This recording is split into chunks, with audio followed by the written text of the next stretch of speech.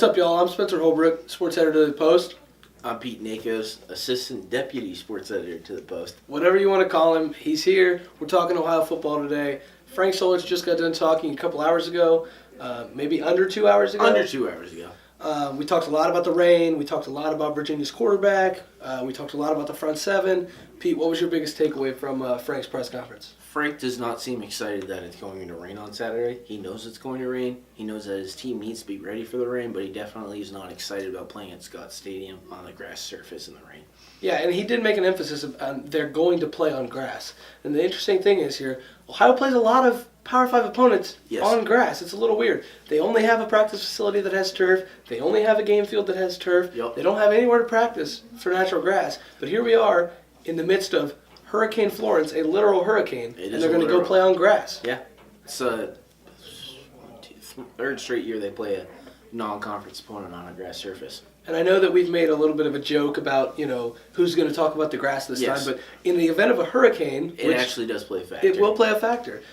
We saw it with NC State, Notre Dame. We've seen it with a couple other schools Ohio, NC State, back in the 90s. And, these hurricanes, they affect college football because you can't just take a week off and reschedule a game. That's not how it works. It's not like Major League Baseball or anything like that.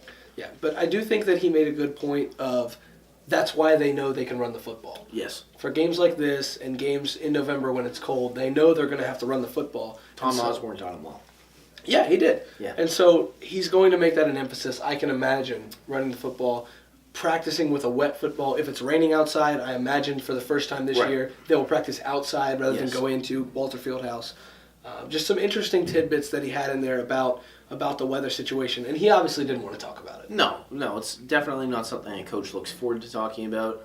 He'd prefer to stick to the game plan and get ready for the game, but from the looks of it, it's going to have to be part of the game plan, factoring in the weather. Yeah, and I think that one thing that he also mentioned was his front seven is prepared for it, even though they're a little young. Right. He has confidence in the depth there. They're number one in the country in turnover ratio, even though they've only played one game and there's been 2 weeks of college football. So take that with a grain of salt if you want. But he's confident in his team. He did mention also that he wants the passing attack to be an actual attack this week.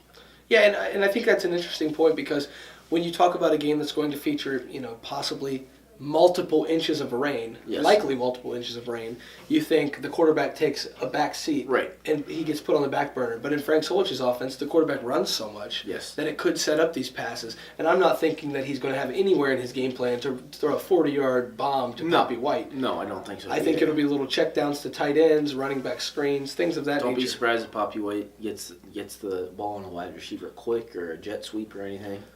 Wouldn't be surprised to see that. The wide receivers and the quarterback, the quarterback obviously is going to have the ball in his hands because he takes the snap. But those are two of their playmakers. Poppy White's a playmaker. Cam Odom's another playmaker. Yep. You could even throw in the supplemental guys on the wide receiving corps. And Nathan Rourke is such a weapon with his feet that these guys have to be able to make plays as well. And in the rain, it's just that much more difficult to do that. And it's just the game plan changes so much. Let's talk Virginia. They got a quarterback like Nathan Rourke. He ran the ball in the rain last week against Indiana. 2016 loss to Indiana for the Cavaliers. What do you think? How do you think Ohio's going to be able to handle them? And what were some difficulties that Frank brought up in the press conference today? Well, I think that his size is just one thing that he's 6'3", he's a big body, he's willing to take contact. Yep. We got to see a little bit of the Virginia-Indiana game. Yeah. It was a downpour. It was a downpour. Virginia knows what to expect. Frank said it was horrendous weather. Yeah. Yep. And if there is a monsoon from the hurricane effects, Virginia will be prepared because they know what to expect. They just played in a very similar situation last week. You could barely even see what was going on the field from the camera in Bloomington.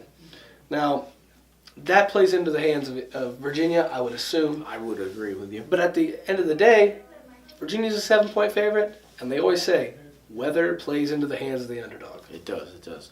I think that it will give Ohio a great opportunity to actually gauge where they're at. I think that that Howard game obviously didn't play out the way they wanted it to. They wanted that game to be over sooner rather than later.